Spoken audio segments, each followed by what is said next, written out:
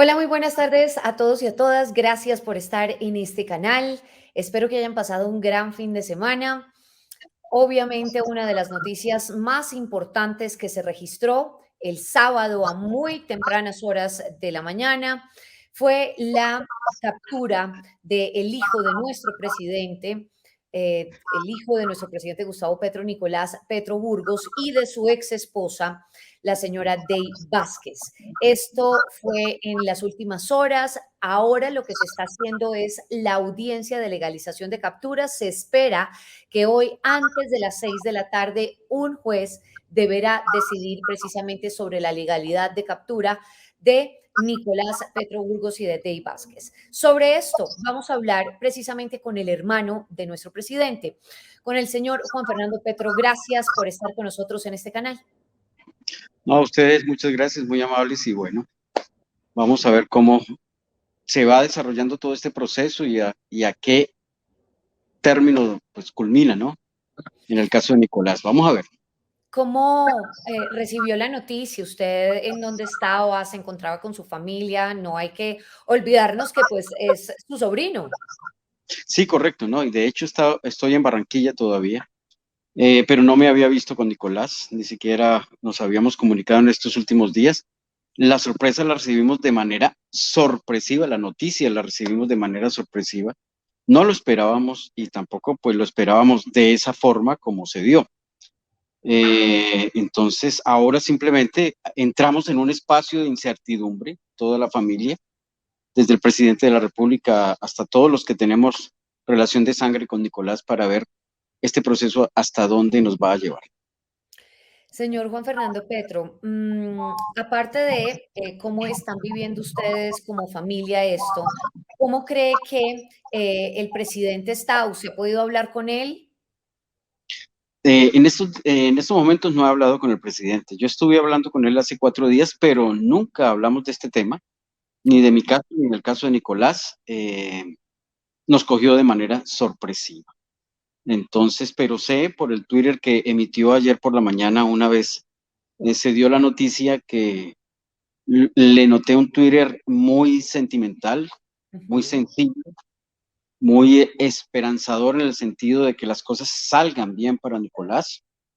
Y lógico, eso tiene una connotación también política, porque él es el presidente de la República. Entonces, tiene dos caras este proceso, la cara de familia, el lado sensitivo de las cosas, donde la familia pues se angustia con todo lo que pueda pasarle a uno de sus miembros, y por otro lado el rostro de presidente de la República que tiene que estar de alguna manera, de alguna manera no, de manera directa, de forma independiente a lo que la justicia tome como solución a este problema, a este conflicto que tiene Nicolás en estos momentos. El trino que usted hace referencia, quiero leerlo, porque ¿Sí? apenas se produjo la noticia, pues el presidente de la República puso el siguiente trino, puso, han sido capturados por la Fiscalía mi hijo Nicolás y su exesposa Dey. Como persona y padre me duele mucho tanta autodestrucción y el que uno de mis hijos pase por la cárcel. Como presidente de la República, aseguro que la Fiscalía tenga todas las garantías de mi parte para proceder de acuerdo a la ley. A mi hijo le deseo suerte y fuerza, que estos sucesos forjen su carácter y pueda reflexionar sobre sus propios errores. Como afirmé ante el fiscal general, no intervendré ni presionaré sus decisiones, que el derecho guíe libremente el proceso. Y quiero precisamente hablar de esa independencia de la que pide el propio presidente de la República para con su hijo, ¿no? Que tenga la fiscalía esa independencia de procesar a su propio hijo. Esto, pues me imagino que también incluso pues lo ha tenido que vivir con usted, porque usted está investigado también. ¿Cómo ve esa petición del presidente que además le pide a la fiscalía que investigue tranquilamente, ¿no? Siendo él el presidente en ejercicio. Sí, eso muestra su talante como jefe de Estado, ¿no? O sea, ahí están lo que te dije, las dos posiciones. La posición como padre de familia preocupado por su hijo, pues lógico que está preocupado por su hijo, como cualquier otro padre de familia en este país y en este planeta. Eh, entramos en un espacio de incertidumbre frente al futuro de Nicolás. Solo tenemos la esperanza de corazón que las cosas terminen bien, pero no lo sabemos, ¿no? Eso por un lado, y por el otro lado, su talante como presidente de la República, que sigue siendo indiscutiblemente, y eso sí quiero resaltarlo, en este Twitter él muestra su condición de estadista, mostrarle de manera coherente, consistente al país lo que ha dicho durante generaciones enteras en su evolucionar, en su carrera política, y sigue siendo coherente en eso, ¿no? Es decir, tiene que haber una independencia en todo lo que tiene que ver con los estamentos y con las instituciones. En este caso, la Fiscalía tiene que trabajar independientemente de las decisiones políticas. Es el hijo del presidente, pero él lo deja completamente claro que no intervendrá. ¿Por qué? Porque en este caso el ente acusador, la Fiscalía, tendrá que tomar toda la independencia con respecto a la rama ejecutiva, como debe ser, para tratar este tema. Entonces, ahí se muestran las dos caras de esa moneda que yo hablaba en entrevistas anteriores sobre, primero, su condición de padre y segundo, su capacidad de poder salirse de allí y tomar este tema desde la posición de un presidente de la República, con dándole a la Fiscalía las garantías de independencia y no de presión política sobre el caso que atañe a Nicolás. Señor Juan Fernando Petro, mucha gente ha dicho, sobre todo en redes sociales, que esto fue un escándalo innecesario, es decir, que no tenían que hacer el show mediático de la captura, del CTI, la sacada, en fin, que se podía, digamos, hacer de una manera distinta. ¿Usted qué cree de eso? Sí, lo he escuchado, inclusive juristas de peso nacional, de talla y de imagen nacional, lo han planteado, lo han dicho, no había necesidad de tanto, que empieza a sonar como si fuera un show mediático.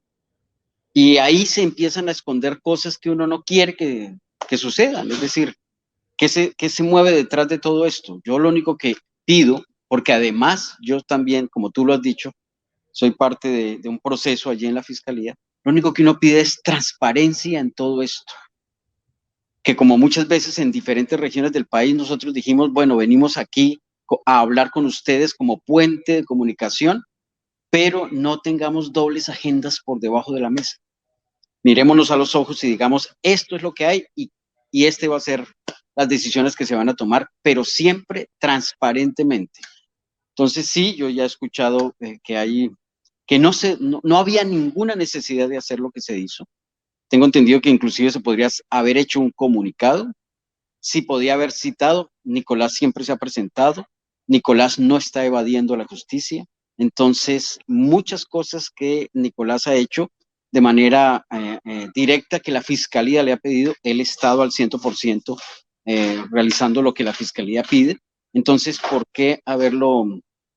Me recordó los tiempos de Pablo Escobar, como si fuera el peor narcotraficante de la historia de Colombia, uno de los hombres más buscados del planeta, es decir, tanta gente del CTI para hacer eso, me parece que no era lo que se debería hacer. Se hizo, y ya aquí lo importante no es qué se hizo, sino lo que viene hacia adelante, pero eso sí, con plenas garantías, tanto del gobierno central, que el presidente ya lo emitió y lo dijo, tiene todas las garantías de no intervención, pero también plenas garantías dentro de la Fiscalía para que los procesos que se den sean transparentes, no se pide absolutamente nada más. Y me parece que eso es lo que en una sociedad coherente, en un gobierno coherente y en unas instituciones coherentes se debería establecer. Los delitos por los que es acusado el señor Nicolás Petro no son menores, son delitos muy graves.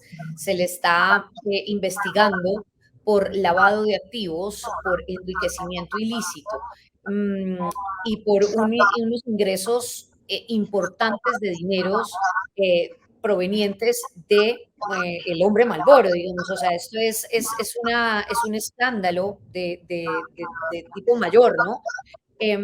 ¿Cómo cree que esto o cree que esto le puede afectar al presidente en sus futuras decisiones, no futuras, en sus cercanas decisiones, esto y además las próximas elecciones que ya se vienen? Sí, el problema es unir todo esto a las cuestiones políticas, ¿no? A los intereses políticos. Yo lo viví cuando entré a la picota, de inmediatamente cierto candidato del cual no quiero acordarme, como dice la obra de literatura, dijo que nosotros habíamos establecido un pacto de la picota y entonces construyó una figura de intereses políticos para sus beneficios que no era real, que no es real, que nunca fue real, pero que como figura construida políticamente produce unos efectos. Y lo mismo está pasando acá. Estamos cerca de unas elecciones que son decisivas e históricas para ejercer los poderes en las microrregiones. Y eso tiene unas connotaciones de intereses muy tenaces a nivel político aquí en Colombia. Entonces ligan una cosa con la otra. Pero lo que sí te puedo decir es que sé que el presidente de la República tiene la capacidad de independizarse de todas esas situaciones para no intervenir, para que no sea presionado en sus decisiones políticas con respecto a lo que está sucediendo en este momento. Históricamente ha demostrado a través de generaciones enteras en su quehacer político, en su evolución como político y estadista, que tiene la capacidad de independizarse de lo que puede influenciarlo en la toma de decisiones con respecto a lo que el país, desde el punto de vista del gobierno, necesita y de lo que las comunidades en los territorios requieren. Es que incluso esta discusión ha llegado en las más recientes horas hasta, mm, digamos, poner en cuestionamiento si el presidente de nuestro país debe o no ternar al próximo fiscal general de la nación. Por temas de independencia y demás, ¿usted qué cree sobre eso? Es una estructura de Estado, como la manera como se ha construido el Estado colombiano, y los gobiernos se ajustan a esa estructura estatal de Estado. Pero si a mí me lo preguntas personalmente, yo creería que debería haber dentro de las decisiones de elegir a, a alguien tan importante como es el fiscal general de la nación, debería haber una especie de comité de notables completamente independiente del legislativo, completamente independiente de lo judicial y completamente independiente de lo ejecutivo, que no tuviera intereses particulares. Tal vez lo que estoy diciendo sea una utopía por ahora en la sociedad colombiana, pero me parece que debería ser así. Es decir, que no hubiese ningún interés de ningún tipo en aquellas personas que tuvieran la capacidad de elegir, y en este caso, pues, elegir de la terna un fiscal, que no pasara por el Ejecutivo, que no pasara por el Legislativo y que no pasara por lo judicial, para darle plenas garantías democráticas a una sociedad que necesita que eso se desarrolle de esa manera, para evitar todos los actos de corrupción o los intereses políticos egoístas de ciertos partidos o movimientos o los intereses de ciertos políticos, para garantizar esa democracia en el país. Entonces sí creo que debería haber un mecanismo o pensar o discutir, colocar sobre la mesa del análisis un mecanismo de total independencia de Sí. los poderes públicos para la elección, pues en este caso estamos hablando del fiscal general de la nación. Señor Juan Fernando Petro, por último, yo quisiera preguntarle sobre su caso, porque pues sabemos que la Fiscalía lo investiga por presuntamente haber pactado dineros con extraditables para garantizarles cupos en la llamada paz total del gobierno del presidente. ¿Qué ha pasado Sí, con esta investigación? pues, pues dentro de la lógica como nos movemos y dentro de lo que pretendemos hacer, yo también estoy esperando lo que todo el país espera con respecto a mi caso. Veo que ya la fiscalía aceleró los procesos, Ujú. ya hay algo con respecto a Nicolás. Entonces estoy esperando también algo con respecto a mí, que creo, presiento en este momento que en cualquier momento puede salir. Pero yo no me he metido, yo la vez que fui a la fiscalía voluntariamente a expresar lo que pensaba sobre lo que me había sucedido con respecto a mi caso, no he vuelto a la fiscalía, no he intervenido en absolutamente nada. El presidente de la República no ha intervenido en nada de todo esto, precisamente por esa lógica de la independencia del orden judicial. Y estoy esperando también, con calma, aquí con paciencia. Escuché esta mañana a alguien que decía que estaba muerto del miedo en una entrevista que hice, que tuve que hacer el día de ayer.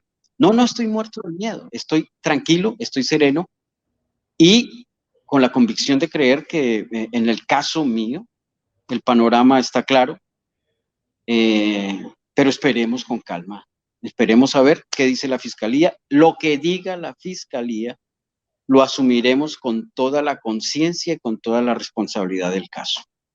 ¿Cree, Entonces, vamos a ver. cree en la fiscalía? Ahí sí, como dicen, ¿no? Tenemos que creer, tenemos que creer.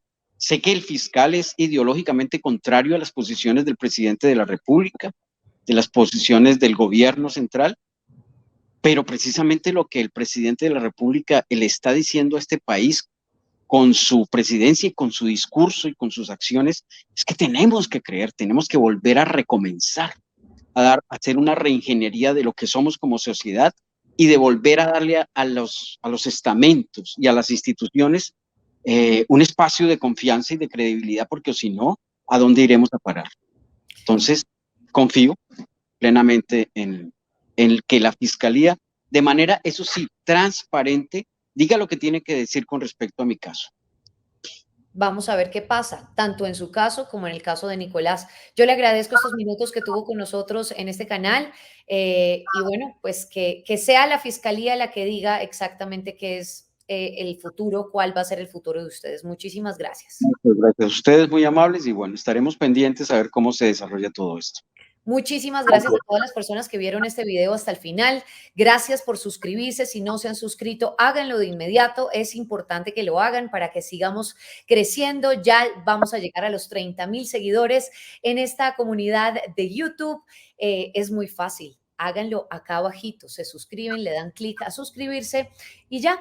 Fácil y activan la campanita que les indica cuando hay un nuevo video. Muchísimas gracias. Nos vemos en una siguiente oportunidad. Chao, chao.